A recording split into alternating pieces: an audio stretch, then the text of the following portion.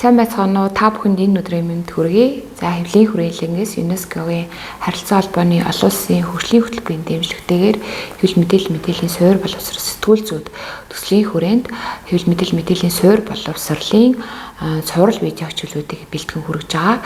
За энэ удаа би хэвлэл мэдээллийн суурь боловсролын тухай үндсэн ойлголт мэдлэг өгөх энэ хичээлийг орох гэж байна. За тэгэхээр хэвлэл мэдээллийн суурь боловсрол буюу media and information literacy, за media literacy гэж бас ашиглаад байгаа. За digital literacy гэх мэтлэн тийм. Эдгээр нь бол бүгд нэг ойлголт ухагтганы хэлж байгаа гэдэг юуны өмнө бас хэлье. За ингээд өнөөдрийнхөө хичээлийн зорилготой танилцъя. За хичээлийн маань гол зорилго бол хэвлэл мэдээллийн суурь боловсролын талаар үндсэн ойлголт мэдээллийг өгөхөөс гадна за хэвлэл мэдээллийн суурь боловсролын ач холбогдол нь яг юу юм? За тэгээд ямар хэрэгцээ шаардлага байгаа юм бэ гэдгийг тайлбарлах ийм зорилготой байгаа.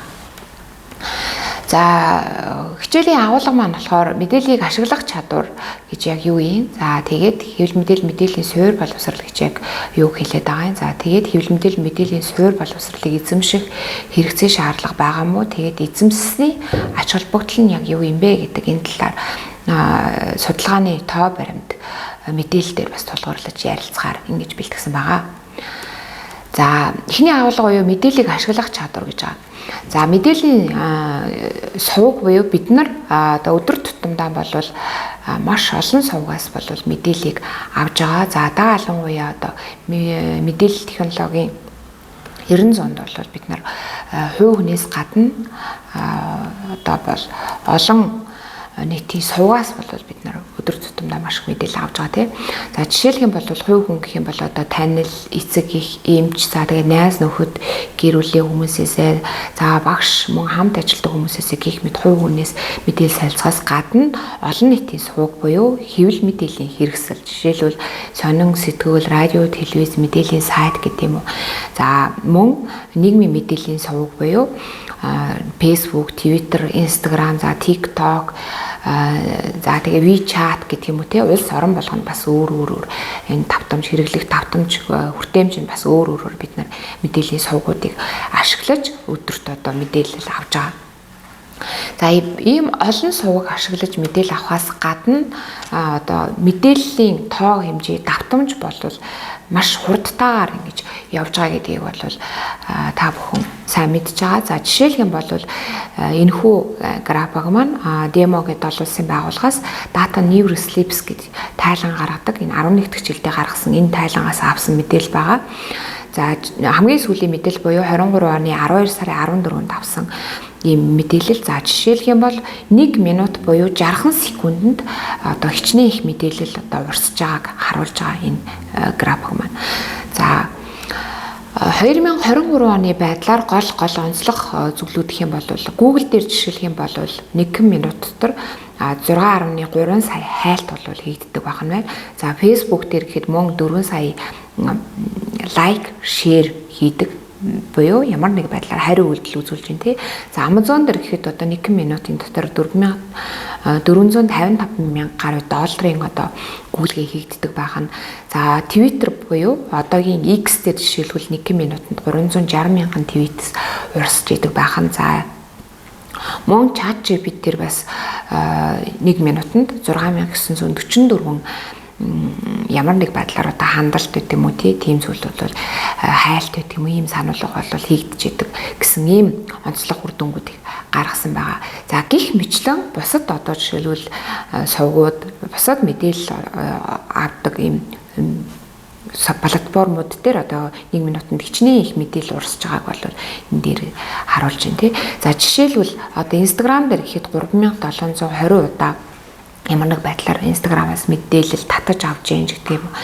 За WhatsApp дээр жишээлбэл 41 сая 600 мянган удаа одоо мессеж биенлүгөө 1 минут дотор илгээж яах гэдэг юм. Гэх мэтлэнгээр одоо мэдээллийн тоо хэмжээ ихсхийн цацуу мөн давтамж нь ч гэсэн маш хурдтайгаар явж байгааг бол та бүхэн харж байна. За мэдээлэл авдаг сувг болвол их болж байна. За дээрэс нь мэдээллийн тоо хэмжээ давтамж болвол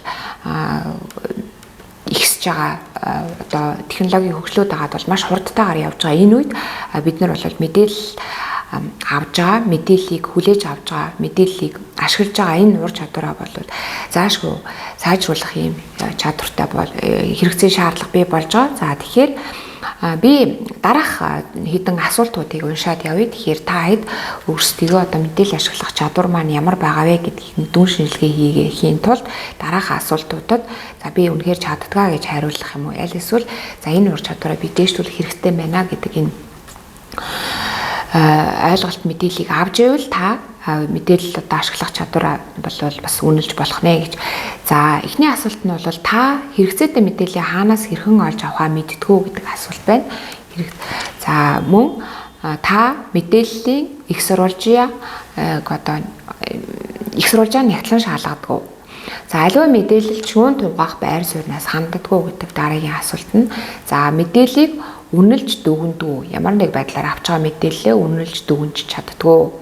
За мөн мэдээллийн харилцаанд идэвхтэй оролцдоггүй. За тэгээд мэдээллийн харилцаанд оролцохдоо хариуцлагатай, ёс зүйтэй байж чаддаггүй гэдэг энэ 6 асуултыг болол асууж байна. За тэгэхээр та магадгүй энэ 6-д бол бүгдэнд нь би чаддгаа, үнэлж дүгнэдгээ, за би шүүн тугаах байр сууриас ханддгаа, за мэдээллийн нягталдгаа гэдэг юм уу те. За хэрэгцээтэй мэдээллийг би бол хайгаад олж чаддгаа гэж бодож ивэл та мэдээлэл ашиглах одоо чадвараа бол харьцангуй сайн байна гэж бодох нь. За магадгүй зарим ур чадварыг жоохон нэмэгдүүлэх хэрэгцээтэй ингэж бодож ивэл мэдээлэл ашиглах чадвараа сайжруулах юм хэрэгцээ шаардлагатай байх нэ гэж ингэж бодох нь. За хэвлэл мэдээллийн суурь боловсрол гэж яг юу хэлээд байгаа юм бэ гэдэг тэгвэл эндээс хэдүүлээ үдэд бол ярилцъя. За тэгэхээр энийг ярилцахын тулд эхлээд хэвлэлийн хүрээлэн боловсролын хамтаа ажиллагааны нийгэмлэг за ПАРА дорч үеийн активтай хамтарсан МИЛ-ПОРДУ гэсэн аяны хүрээнд яг олон нийтэд хэвлэл мэдээллийн суурь боловсролыг олгох энэ аяны хүрээнд бэлтгэсэн видеог эхлээд авч сонсъё. За үзье. За энэ видео маань нэг 1 минутын видео байгаа. Тэгээд саяны миний ярьсан зүйлүүдийг багцлаад дээрэс нь хэвлэл мэдээллийн суурь боловсрол гэж яг юу хэлээд байгаа юм бэ гэдгийг товчхон бөгөөд тодорхой ойлгомжтойгоор ингэж тайлбарласан ийм видео байгаа. За видеого авч үзээд тэгээд хэвлээ хөгжлүүлээд ярилцъя те.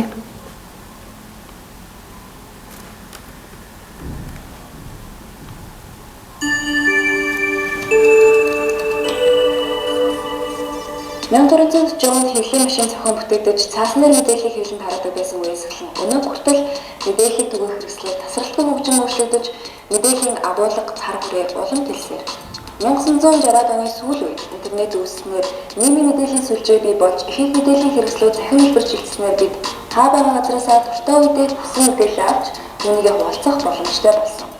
Өмнө нь бид зөвхөн мэргэжлийн хүмүүсийн бэлтгэсэн мэдээлэл хүлээн авдаг байсан бол одоо хүмүүр мэдээ бүтээж мэдээлж болдог болжээ. Та өдөр дөнгөж хэдэн мэдээлэл авдаг вэ? Авч байгаа мэдээллийнхаа их сурвалжийг шалгаадгүй.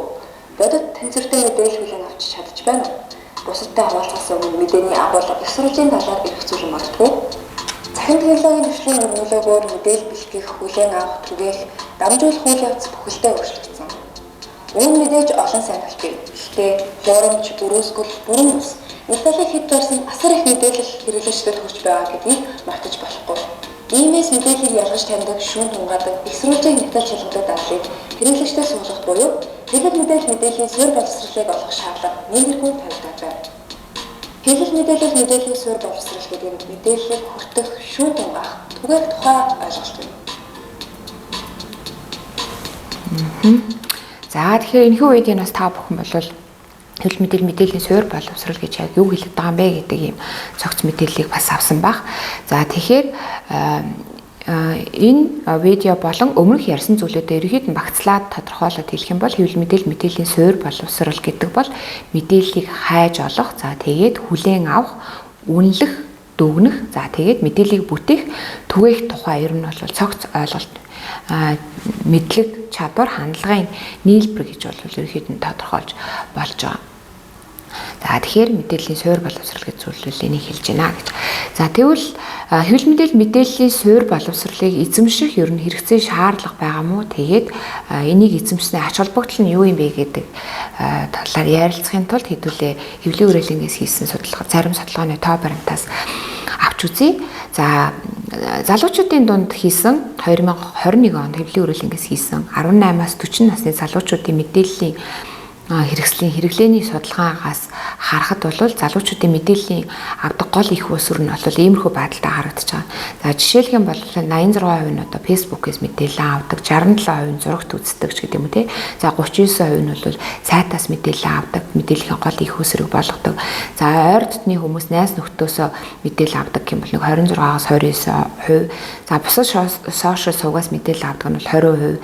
За Twitter ашигладаг 14%. За тэгээд радио, сонин сэтгүүл буюу хэл мэдээллийн хэрэгсэл ашигладаг мэдээлэл авдаг нь бол нэг 5-аас 11% хооронд бол байна.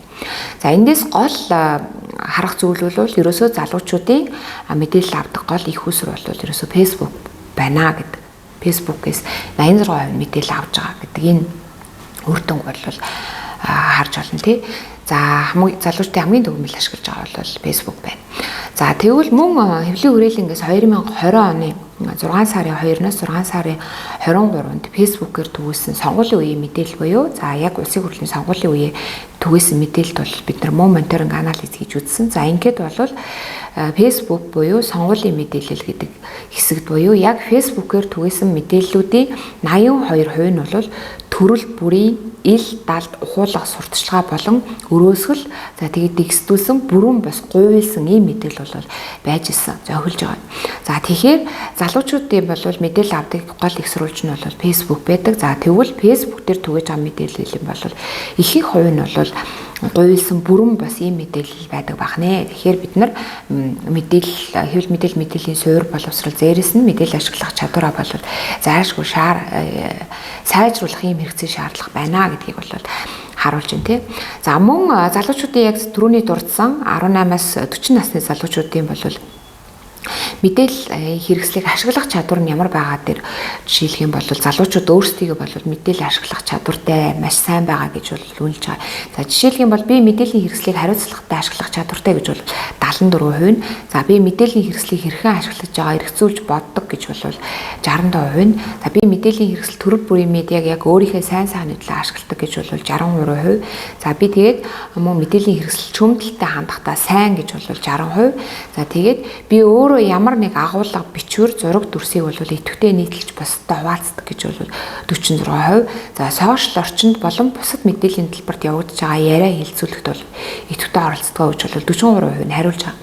За гэхдээ залуучууд эндээс юу гэж дүгнэх гэдэг нь гэхээр залуучууд мэдээллийн хэрэгсэлд бол шүүмжлэлтэй хандахтаа сайн гэж хэлж байгаа ч гэсэн шүүмжлэлтэй хандах за тэгээд мөн шүүн тунгаах хоёроо бодлол шүүн тунгаах ойлголт хоёрыг бол ялгаж салгаж ойлгохгүй байгаа ийм дүр зураг харагдаж байгаа судалгааны явцад.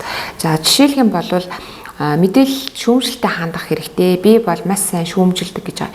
Ялангуяа замын хөдөлгөөнийг сайн шүүмжилдэг гэд энэ судалгаанд оролцсон фокус хүлийн хэлэлцүүлэгт оролцсон эрэгтэй 34 настай оролцогч маань хэлж байгаа. Энэ нь бол яг нөгөө шүүмжилэлтэй хандах шүүн тунгаах хоёроо ялгаж чадахгүй байгаа. Ийм байдал бол ажиглагдаж байгаа. За дээрэс нь залуучууд бол мэдээлэл харилцаанд бол идэвхтэй оролцдог нь бол эндээс харагдаж байна. За 43-аас 46% нь бол ямар нэгэн байдлаар хэлэлцүүлэг ярианд оролцдог. За дураг дүрсээ идэвхтэй нийтэлдэг ч гэдэг юм те гих мэтчлэнгээр мэдээллийн харилцаанд бол идэвхтэй оролцож байгаа. За мөн залуучуудын яг сошиал медиа буюу нийгмийн мэдээллийн сүлжээнд хийдэг дуртай үйлдэлүүд нь юу юм бэ гэдэг дээр энэ дээр эрэгтэй эмэгтэй хүйсийн хувьд харьцуулж харуулж байна тий.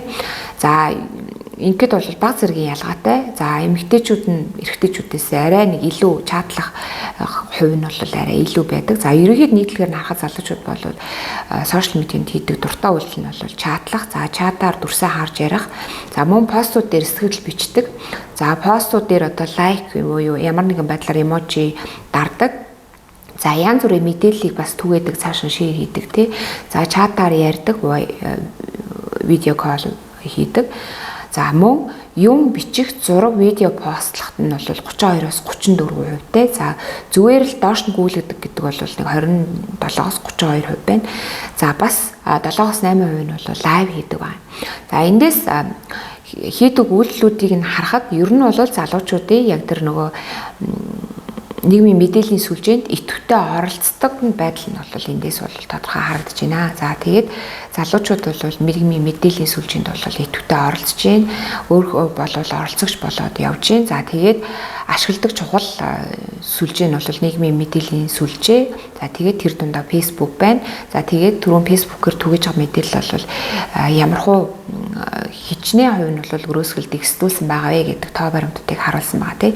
Тэгэхээр хэвлэл мэдээллийн суурь боловсролыг бол зайлшгүй эзэмших хэрэгцээ шаардлага бол байгаа мэнэ гэдэг энэ төгөлтийг бол бид нар хийж болохоор байна. За тэгвэл хэвлэл мэдээллийн суурь боловсролыг эзэмшнэ яг ач холбогдол нь яг юу юм бэ гэдэг дээр хэдэн зүйлийг хэлье. За энэ дээр бол иргэний оролцоогоо бол бид нар биелүүлж чадж байгаа тийм. Хэвлэл мэдээллийн суурь боловсралтай байснаар иргэний оролцооны үргээ бол сайн талаас нь илүү биелүүлж чадна. За жишээлх юм бол одоо аливаа нэг болж байгаа сайн талын болж байгаа зүйлийг одоо нийгмийн мэдээллийн сүлжээг ашиглаад юм уу тий аливаа нэг мэдээлэл авдаг сувгийг ашиглаад оролцооны үүргээ болвол гүйцэтгэж ингэж болж байгаа түгээ их байдаг юм уу тий иймэрхүү байдлаар дээр доор нь сэтгэлээ бэхжих гэх юм уу тий иймэрхүү байдлаар за мөн олон нийтийн дунд эерэг санаа бодол уур амьсгалыг эерэг талын уур амьсгалыг бол бий болгож чадж байгаа хэвлэл мэдээллийн суурь боловсралтай байснаар энэ уур амьсгалыг бий болгож чадна. За мөн улс төрийн шийдвэр гаргалтанд бас сайнаар нөлөөлж чадна. За бид нар бол энэ дээр бол нэлээд олон жишээ баримтуудыг бас мэднэ тий. За жишээлх юм бол одоо шийдвэр гаргалтанд ер нь бол нийгмийн мэдээллийн сүлжээ бас хичнээн хүчтэй нөлөөлж байгаа. За тэгээд шийдвэр гаргалтанд бас нөлөө үзүүлж болдгоо гэдгийг бид нар бол олон жишээн дээрээс харж байгаа. За мөн хувь хүний боловсрал эзэмших хөгжих үндэс суурь нь болж байгаа. Хэвлэл мэдээллийн суурь боловсралтай байснаар яг энэ эзэмшиж байгаа. Тэгээд хөгжиж байгаа энэ үндэс суурь болж байгаа. За тэгээд мэдээж нөгөө хүний эрхийг болол дээдлж чаддаг болж байгаа. Хэвлэл мэдээллийн суурь боловсралтай байснаар одоо нийгмийн мэдээллийн сүлжээ таны түгээж байгаа мэдээлэл ямар нэгэн байдлаар хүний эрх зөрчөөгүй байх ийм боломжтой хэвлэл мэдээллийн суурь боловсралтай байснаар тийм. За ингээд эцэст нь